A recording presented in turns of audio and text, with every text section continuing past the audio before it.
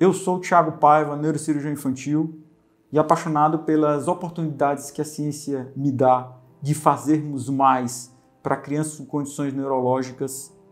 E no vídeo de hoje trataremos sobre um assunto que ele gera muita controvérsia e ele traz a necessidade de muita atenção, que são os imitadores de paralisia cerebral.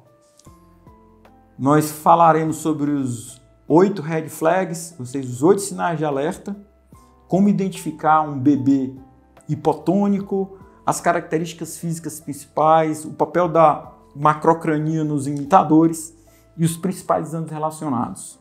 Quando falamos em paralisia cerebral, esses pacientes geralmente são referidos como algo que aconteceu perto do parto ou depois do parto, que levou a uma diminuição da oxigenação cerebral, e essa diminuição da oxigenação cerebral em alguma etapa do nascimento levou a uma dificuldade de movimentação da criança. Nos vídeos anteriores, nós conversamos sobre os conceitos de hipertonia e espasticidade. Rapidamente nós revisaremos esses conceitos e começaremos a pensar: será que o meu bebê ou esse paciente que eu cuido tem paralisia cerebral, ou estamos diante de uma outra condição neurológica que pode ter prognóstico diferente, tratamento diferente, particularidades diferentes? Toda criança com paralisia cerebral que acontece por falta de oxigenação em alguma etapa do nascimento, essa criança ela é considerada como uma hipertonia.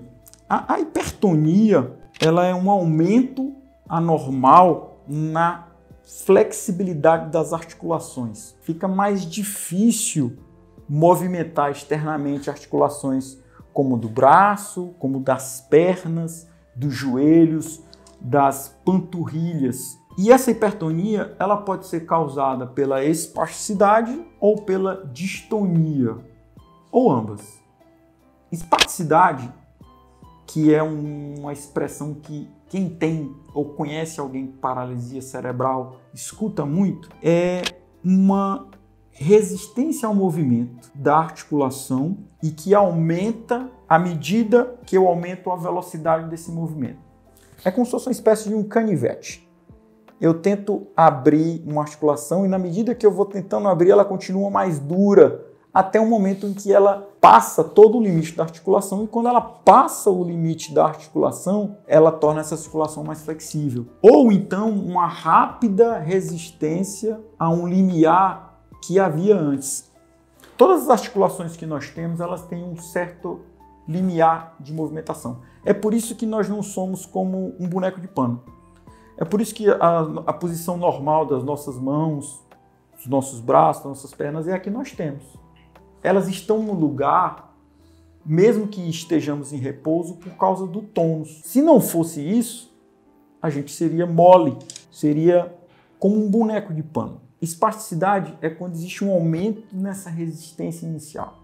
A distonia, ela acontece como quando há uma contração sustentada relacionada a essa articulação que causa uma postura normal. É como se eu estivesse sempre numa mesma postura. Quando falarmos de paralisias cerebrais discinéticas, vamos tratar especificamente da distonia. Mas trazer esses conceitos, eles são importantes porque até 1/3 das crianças diagnosticadas com paralisia cerebral, elas apresentam uma causa genética subjacente. Ou seja, de cada 3 crianças com diagnóstico de paralisia cerebral, uma das 3 não era uma paralisia cerebral clássica.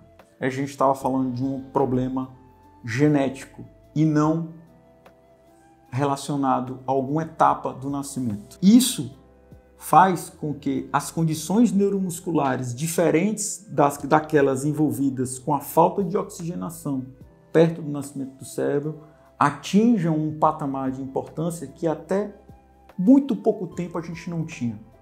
Seja pela dificuldade de estudos genéticos mais avançados, seja pela dificuldade de exames como ressonâncias que pudessem nos trazer características mais específicas dessas crianças. Então vamos lá. Primeiro ponto de uma criança que tem atraso neurológico, 4 meses, 6 meses, a criança não rola, é tentar identificar se ela é mais mole do que o normal. Então, quando a criança ela tem as articulações mais moles, mais amolecidas, mais frouxas do que o normal, nós chamamos de hipotonia, é menos tônus.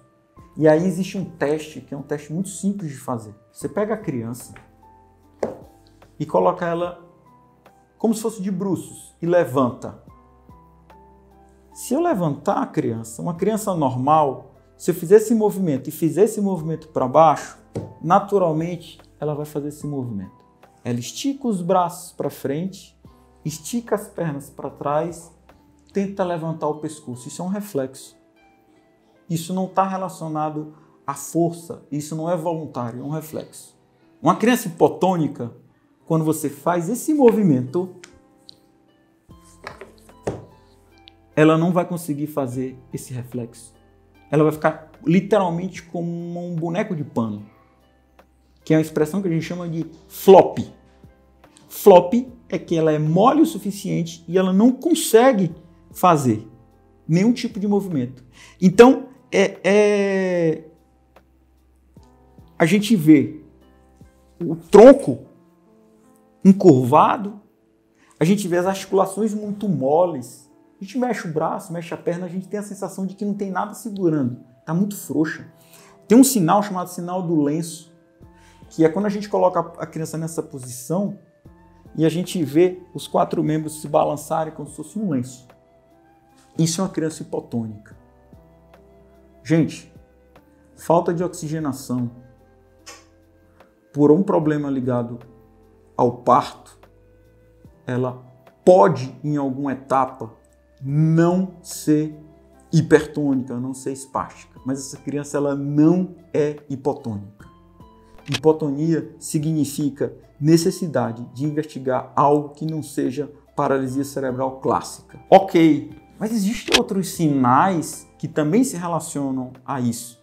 São os sinais que a gente consegue identificar antes mesmo da criança nascer. A criança mexe menos no útero, na barriga da mãe no último trimestre.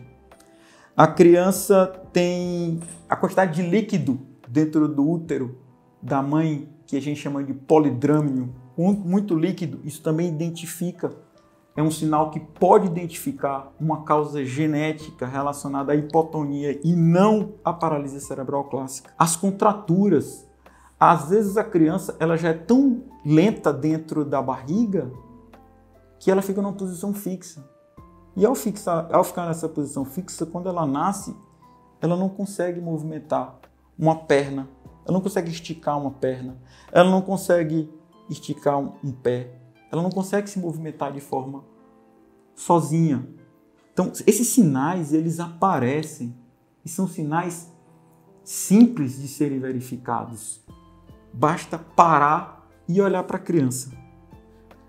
Um outro aspecto que vale muito a pena ao pensar em imitador de paralisia cerebral são as macrocranias.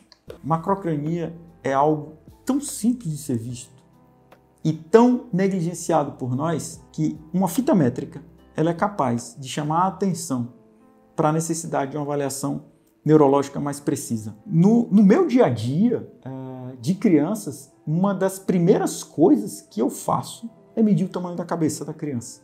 Porque eu sei que uma criança que tem atraso neurológico, atraso do desenvolvimento e uma cabeça acima do normal, essa criança ela não tem uma paralisia cerebral clássica. Ela tem um problema genético que deve ser diagnosticado. Os valores, eles não são tão importantes, porque nós temos uma série de gráficos, na internet temos esses gráficos, os pediatras têm os gráficos, mas um bebê, ele nasce com a cabeça normalmente entre 33 e 37 centímetros. Normalmente 33 e 37. E com um crescimento, nós já falamos isso em outros vídeos, que ele é muito mais acelerado durante o primeiro ano de vida. E a gente tem uma noção, esse crânio ele cresce mais ou menos uns 12 centímetros no primeiro ano, o que mostra que uma cabeça que cresce, ela é o que eu espero no primeiro ano de vida, que ela cresça muito. O que eu não espero é que ela cresça acima das curvas normais relacionadas à macrocrania ou macrocefalia. Uma outra causa de macrocefalia que não é genética e que deve ser observada e que, como neurocirurgião infantil, faz parte do meu dia a dia, são os aumentos da pressão intracraniana ligados, sobretudo, às hidrocefalias. A hidrocefalia, nós teremos oportunidade em uma série de vídeos de falar sobre tipos, consequências, cirurgias, mas ela basicamente acontece porque nós temos um compartimento que fica no centro do cérebro. Esse compartimento todos nós temos. E esse compartimento que fica no centro do cérebro, ele alberga, ele guarda um líquido que nós chamamos de líquor ou líquido cefalorraquidiano que todos nós produzimos.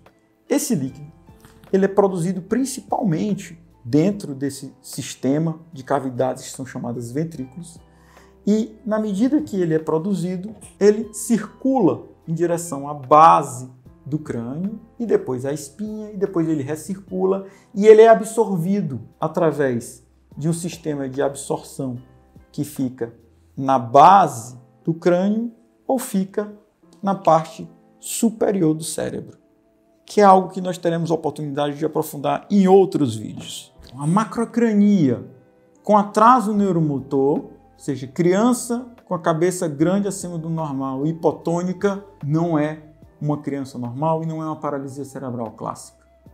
Se tem sinais ligados à hidrocefalia, ou seja, sinais ligados a aumento da pressão intracraniana, e o mais clássico e o mais simples de ser visto é a moleira. A moleira, que é a fontanela anterior, que é exatamente essa. Fontanela anterior ampla, abaulada, não é molinha, cabeça acima do normal.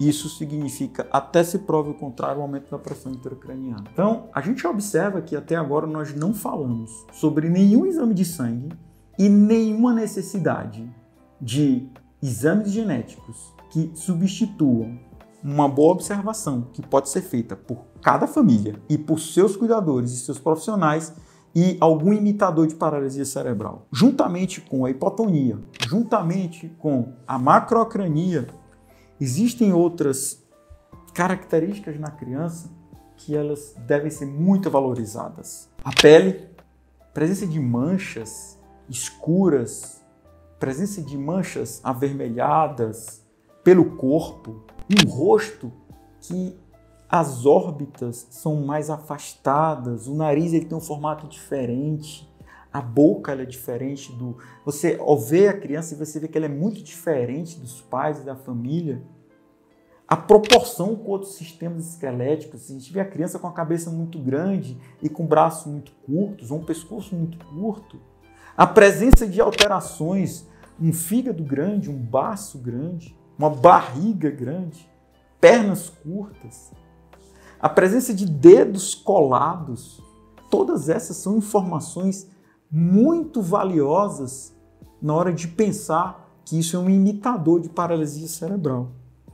Um grande exame de imagem que ajuda a diferenciar essas condições, quando relacionadas a essas características clínicas que nós falamos, é a ressonância. O que acontece é que de 70% a 90% das crianças com paralisia cerebral hipóxica, ou seja, aquela da falta de oxigênio, ela vai ter uma alteração na ressonância. E são alterações muito características. Então, a ressonância, juntamente com as características clínicas, com o exame neurológico, com a observação física, com a história da criança, ela é capaz de definir se nós estamos pensando numa falta de oxigenação, uma paralisia cerebral hipóxica, ou falamos de uma condição genética. E aí a ressonância ela se torna muito importante também quando ela é normal. A ausência de sinais relacionados a lesões cerebrais numa criança com grande atraso, ela é considerada um dos principais sinais que ligam essa paralisia cerebral a uma síndrome genética. Então, que sinais são esses que nos fazem ter um pensamento além do normal? Eu vou enumerar 8 sinais que nós chamamos de red flags ou sinais de alerta para pensarmos em imitadores de paralisia cerebral em crianças com atraso do desenvolvimento neuromotor. O primeiro, que nós já falamos, ressonância de crânio normal. Apesar de a paralisia cerebral hipóxica de falta de oxigênio acontecer com o exame de ressonância normal, o contexto ele é diferente. Ressonância de crânio normal, anormalidades, ou esse paciente que eu cuido tem paralisia cerebral, que nós vamos chamar de globo pálido. Globo pálido é uma parte do cérebro que fica dentro desse miolo, e que se eu tenho uma criança com suspeita de paralisia cerebral, faz uma ressonância, e a única alteração que ela apresenta é uma alteração nesse local, isso aumenta muito a chance de ser uma paralisia, um imitador de paralisia hipóxica, ou seja, uma paralisia relacionada à falta de oxigenação. Quando a gente tem, isso acontece muito no meu dia a dia, uma criança com sintomas muito severos, uma criança com atraso muito grande e uma história de vida, uma história gestacional, uma história de parto que não se relaciona a esse atraso, isso é um sinal de alerta muito grande com os pais. Ou esse paciente que eu cuido tem paralisia cerebral, fisioterapeuta, fonoaudiologista, terapeuta ocupacional, psicomotricista, todo mundo que está envolvido.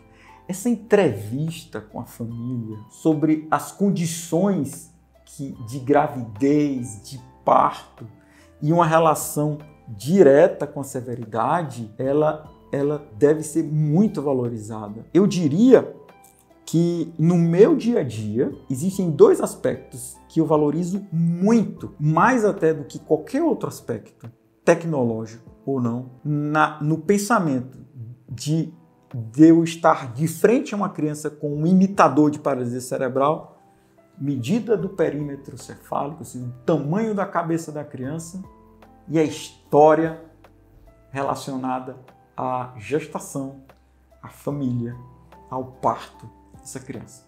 Essa relação ela deve acontecer. Então, isso surge mais um sinal de alerta, que são os padrões de doenças hereditárias ou consanguinidade. Se a criança ela tem na história familiar outros parentes que tiveram um quadro parecido com ela, ou se os pais têm um grau de consanguinidade, um grau de parentesco, primos que são casados entre eles, isso também aumenta a necessidade de pensar em um imitador de paralisia cerebral. Um outro aspecto é uma regressão no próprio desenvolvimento da criança. Uma regressão neuromotora. Uma criança que nasceu normal e que ela estava indo normal nos primeiros meses, no primeiro ano de vida, e de repente ela começa a regredir. Ou então ela apresenta um comportamento que piora, melhora, piora e melhora, sozinha. Gente, isso não é paralisia cerebral clássica. Não pode ser.